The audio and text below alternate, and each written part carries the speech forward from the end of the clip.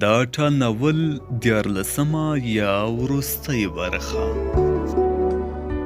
مازدیګر په چمن کې ناسته وه چې بصیر راغی. هغه د ارزو له ناڅاپي راغوښتلو بخښنه وغوښته. ویې ویل چې پخوانۍ خدمتګارې ته یې ټلیفون وکړ. د 2 هفتو لپاره یې د 1 میاشتې تنخوا ورته ومنله، خو ابۍ بل څوک نه غوښتل. ان دوا یې نه خوړه. د ډوډۍ پر وخت هم د بوډۍ تندی تریو و. سهار بوډۍ لمر ته پرېوته. ارزو ورغله. بوډۍ سترګې رڼې نه کړې. ارزو کېناسته. د بوډۍ پیسې ور پورته کړه. بوډۍ ور وکتل. ارزو وویل د شړشمو تیل مې درته راوړي. بوډۍ بیرته سترګې پټې کړې. نجلۍ د هغې ډنګرې پښې ور غوړې کړې. سر ته یې ورغله، خو بیرته ولاړه شوه. لاسونه یې د نل اوبو ته ونیول. بیرته راغله. د بوډۍ پر سپینو ویښتو کې یې ګوتې تېرې کړې. ورو یې وویل بویې ځې؟ بوډۍ ور وکتل. ارزو وویل خپل لاسونه یادوم. په ځینو خلکو د شړشمو د تیلو بوی ښه نه لګېږي. بوډۍ ورو وویل بیا مزه. د ارزو سر وځړېد. قرآن کتلم خو مور مې ښه نه وه. ښه بیا نه ځم. غلې شوه. د بوډۍ سر یې ور پورته کړ. پر خپل زنګانه یې کېښود. دواړه غلې وې. نرم باد چلېده. له اشپزخانې د لوښو د مینځلو کړنګا راتله. ارزو وویل ګاټې مې راوړې، رایې وړم؟ د بوډۍ شونډې ویړې شوې. ارزو په بیړه وویل ودې بخلم؟ نه، خو ودې خندل. بوډۍ وخندل. ارزو وویل ګاټې راوړم؟ بوډۍ خپل سر د نجلۍ له ورانه پورته کړ. ارزو کوټې ته لاړه. شېبه وروسته بیرته راغله. ویې ویل دا مې د سیند له غاړې درته راټولې کړې. بوډۍ ور وکتل. نجلۍ پر فرش سپینې وړې ډبرې کېښودې. ویې ویل ګاټې نو په پرېوتو نه کېږي. بوډۍ تر ولې ونیوله. شاته یې بالښت ور کېښود. جاوید له توپ سره راغی. په چمن کې توپ په لغته وواهه. توپ په دیوال ولګېد. بیرته د هلک پښو ته ور وغړېد. خو دویم وار ونې ته درولې. د لرګي یوه پایه ډنګه کړه. ګڼې مڼې راتویې شوې. بوډۍ ور وکتل. څه یې ونه ویل. د ارزو غږ یې واورېد. اول وار به تا ته درکم. بوډۍ وړې ډبرې ور واخیستې. درب شو. ارزو پر اړخ ړنګه شوه. بوډۍ چیغه کړه احمقه، دا ځای نو د فوټبال دی. جاوید راغی. توپ یې ور واخیست. کور ته ننوت. بوډۍ ارزو ته وکتل. د نجلۍ سترګې ډکې وې. بوډۍ وویل ژوبله شوې؟ ارزو په ژړا کې وخندل. نه. څوک و؟ نه، سوکه و. د بوډۍ ټنډه تروه شوه. سوکه نو داسې وي، مخ دې یوې خواته کوږ کړ. نادیه راغله. ارزو یې تر زنې ونیوله. د هغې مخ ته یې وکتل. ویې ویل دا خو روغه جوړه ده. بوډۍ غلې وه. نادیې وویل ابۍ، خپل مسي ته څوک احمق نه وایي. بوډۍ وویل دا تنګه حویلۍ د فوټبال نه ده. د نادیې ټنډه تروه شوه. هلک دی، ته ووایه چیرې ساتیری وکړې؟ بوډۍ غلې وه. نادیه بیرته کور ته لاړه. بوډۍ پرېوته. ارزو وویل نو ګاټې نه کوې؟ وار دې دی. بوډۍ په ژړغوني غږ وویل نه، بل وخت. نجلۍ د زړې ښځې په ویښتو کې ګوتې تېرې کړې. ویې ویل چای، د میوې اوبو، څه درته راوړم؟ نه، کوټې ته ځم. ماښام ارزو له اشپزې سره ناسته وه چې له دویم منزله د نادیې تېره چیغه راغله. ضرور نه ده چې د یوه نوکرې په خاطر خپل مسي ته احمق ووایې. قصدن خو یې په توپ نه ده ویشتلې. پام یې نه و، ولګېده. ارزو اشپزې ته مړې سترګې ور واړولې. اشپزې ورو وویل سلاته به تر میزه په کراره وړې. په سخته مې جوړه کړې. ګوره چې د ګشنیزو له پاڼو جوړ ګل درنه ړنګ نه شي. بصیر له پورته راکښته شو. ټنډه یې تروه وه. نیغ د بوډۍ کوټې ته ورغی. اشپزې وویل ستړی دی، چای واروړه. ارزو پتنوس ور واخیست. ورغله. بوډۍ پرته وه. د بصیر د تندي ګونځې ژورې وې. د تلویزیون چینلونه یې اړول. ارزو ورو وویل یوه کاچوغه بوره بس ده. بصیر چیغه کړه په کراره مې پرېږده. ورخطا نجلۍ ژر له کوټې ووته. بام ته وخته. زنه یې پر کټاره کېښوده. پا وروسته یې بصیر تر څنګ ودرېد. ورو یې وویل حویلۍ مې درپسې وکته، نه وې. مریم راته وویل چې پورته راوختې. غلی شو. د ښار زرګونو رنګارنګ بلو ګروپونو ته یې وکتل. ورو یې وویل وبخه. ارزو یو دم غریو واخیسته. ما په قرآن کې څه ورته ویلي وي. توپ مې پر مخ ولګېد خو جاوید ته مې هم ور ونه کتل. مېرمنې سپک کو. بصیر وویل پوهېږم غوسه مې بې ځایه وه خو نادیه اعصاب را خراب کړل. ابۍ ته خفګان ښه نه دی. غلی شو. ویې ویل ځو. دواړه لاندې ښکته شول. بوډۍ پر کټ ناسته وه. کړکۍ ته یې وچې سترګې نیولې وې. بصیر ریموټ ور واخیست. دا تڼ سندره راغله. ارزو بصیر ته ډکه پیاله چای ونیو. د بوډۍ تر څنګ کېناسته. بوډۍ ته یې وکتل. ویې ویل که مې انا دلته وای اوس به یې اوږې خوځولې. بوډۍ هماغسې کړکۍ ته کتل. ارزو وویل پوهېږم اتڼ دې نه دی زده. بصیر وخندل. ابۍ او د اتڼ نه زده کړه ما په ځوانۍ کې لیدلې وه. په یو وار به اوس سرخه راتاوېده. ارزو بصیر ته وکتل. ستا زده دی؟ ولې نه؟ بوډۍ ته یې د سترګو له کونجه وکتل. ویې ویل درته وایه چې وم. ارزو د کوټې د منځ میز دیوال ته ورنږدې کړ. بصیر ودرېد. لاسونه یې سره واړول. ارزو خندل. بوډۍ تروه ټنډه نیولې وه. ارزو د کوټې وروته ورغله. ناره یې کړه مریم. مریم راغله. خپل تره ته یې وکتل. یو دم یې په زوره وخندل. ورغله. ډول ته یې نڅا پیل کړه.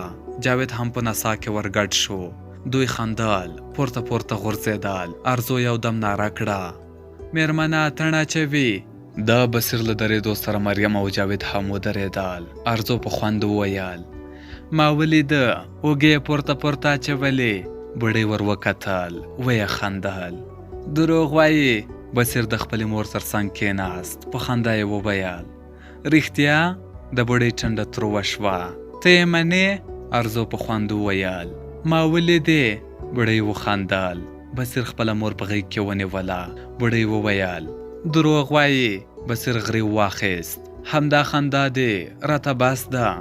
دا ډوډۍ پر وخت ټولو د بصیر په اتڼ پسې خندل. بوډۍ او نادیه غلې وې. جمعه راغله. ارزو د خپلې ترور کره ورغله. خو د ترورزیانو د مکتب کیسې لا نه وې ختمې چې موټروان حیران وواهه. ویل چې مېرمن رقیه یې غواړي. یو ورځ د بوډۍ ټلیفون ته زنګ راغی. د ارزو مور وه. ارزو خبرې ورسره وکړې. نجلۍ خوشحاله وه. د مور په وجود کې دومره سیکه پیدا شوې وه چې د ټلیفون لپاره غونډۍ ته وخیژي. د نادیې د تګ وخت را نږدې شو. یو سهار یې په کثافت دانۍ کې د څیرې شوي وصیتنامې ټوټې ولیدې. بله ورځ خبره شوه چې مور یې نوې وصیتنامه هم لیکلې ده. یو ځل د خپلې مور کوټې ته ورغله. اول یې پرده چوله کړه. بوډۍ او نجلۍ په چمن کې وې. بیا یې په بیړه المارۍ وکته. د کتابونو پاڼې یې واړولې. د کټ توشکه یې پر بل مخ واړوله خو نوې وصیتنامه یې ونه موندله. نادیې 2 ځله خپل ورور ته وویل چې ابۍ نوې وصیتنامه چېرته ایښې. خو بصیر ور یاده کړه چې مه یې خفه کوه ژمنه ده. د مور په ټول جایداد کې خپله برخه در رسیږي. یو سهار نادیه د بوډۍ پر لاسونو ور پرېوته. دواړو له ژړا پرته یوه خبره هم ونه کړه. شېبه وروسته موټر راغی. بصیر خپله خور او د هغې اولادونه تر هوایي میدانه ورسول. مریم د تګ پر وخت ارزو ته خپل ساعت او د ویښتو کمان ورکړل. بوډۍ په هماغه ورځ یوازې وژړل. نه لمر ته ووته، نه یې ډوډۍ وخوړه، نه یې له چا سره خبرې وکړې. درېیمه ورځ یې لور له امریکا تلیفون ورته وکړ. په ژړا کې یې یوازې بښنه وغوښته. د اوړي په ګرمي کې به نجلۍ او بوډۍ لنډ وخت په چمن کې تېراوه. لمر ته ګزاره نوره هم سخته شوه. دوی به مازدیګر ناوخته تر لمر لوېدو 1 ساعت مخکې لمر ته ور ووتې، خو تر ماخوستنه به په چمن کې وې. ډوډۍ به یې هم همالته خوړه.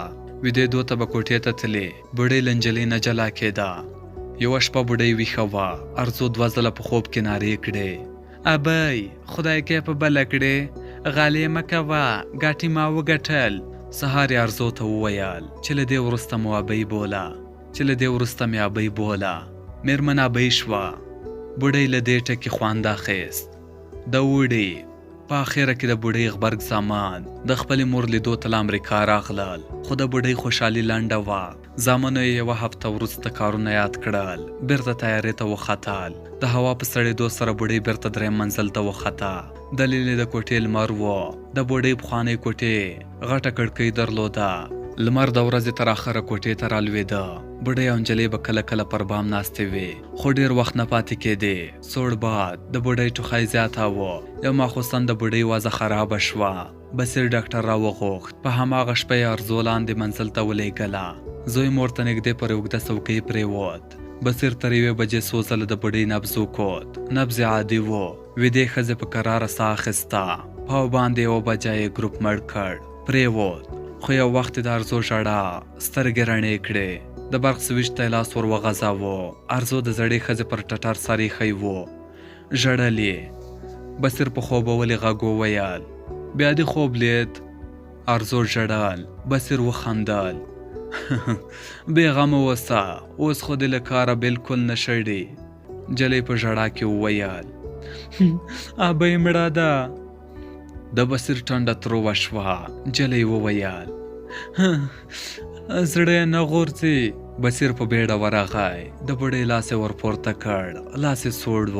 د ښځې پر ټټر یې غوږ کېښود. په سینه کې یې کمزورې دربه هم نه ښکارېده.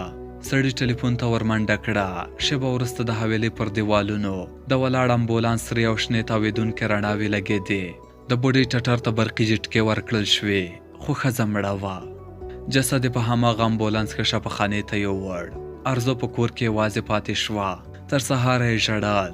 لمر خاته بخ بیبي، اشپز او خدمتګاره را ورسېدې. دوی بوخته ورځ درلوده. کور له ښځو ډک و. د بصیر خپلوانې راغلې وې. ارزو ټوله ورځ ډک پتنوسان ګرځول. د بوډۍ جسد 2 ورځې په شفاخانه کې و. په 3م ماسپښین زمان او لور له امریکا را ورسېدل. نادیې چغې وهلې. د خپلې مور عکس یې له ټټره نه جلا کوو. په هماغه ماسپښین د بوډۍ مړی کور ته راوړ. په ټولو کې د نادیې کوکې تېرې وې. بوډۍ یې قضا ماسپښین هدیرې ته یووړه. بله ورځ په جومات کې فاتحه ونیوله. لنډه وه، 2 ساعته، له 1:30 تر 3:30. جمعې ته یې اشپزان راوستل. د خلکو تعداد نه و معلوم، خو یوازې له نانوایي 800 وچه ډوډۍ راوغوښتل شوې. 1 هفته وروسته هېڅ هم نه و. په لوی کور کې یوازې بصیر او ارزو ګرځېدل. بوډۍ نه وه. اشپزې ته ضرورت نه لیدل کېده. خدمتګاره به هم یوازې سهار 1 ساعت راغله. غالیو ته به یې برقي جارو ونیو. بیرته به ووته. بل ماښام بخ بیبي راغله. له بصیر سره یې خبرې وکړې. سړي پاکټ ورته ونیو. بخ بیبي د ارزو د جامو د ټولولو لپاره لاندې کښته شوه. بصیر ارزو ته ورغی. نجلۍ د بام پر کټاره غبرګې څنګلې ایښې وې. بالو ګروپونو ته یې کتل. بصیر د نجلۍ تر څنګ ودرېد. ارزو پرته له دې چې سړي ته وګوري غریو واخیسته. ابۍ راباندې ګرانه وه. بصیر د هغې سر پر خپل ټټر پورې ولګاوه. نجلۍ هېڅ عکس العمل ونه ښود. بصیر ورو وویل پوهېږم ګرانښت په خبرو نه دی، په پام دی.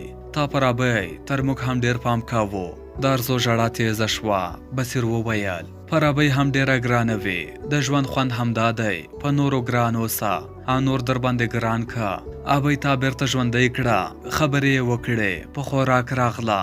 ویې خندل. او چې نه وې درپسې ویې ژړل. پوهېږې ابۍ په موږ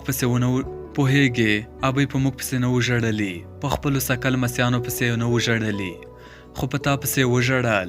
د ګرانښت وروستی حد همدا دی چې نه یې یو څوک درپسې وژاړي. بصیر غلی شو.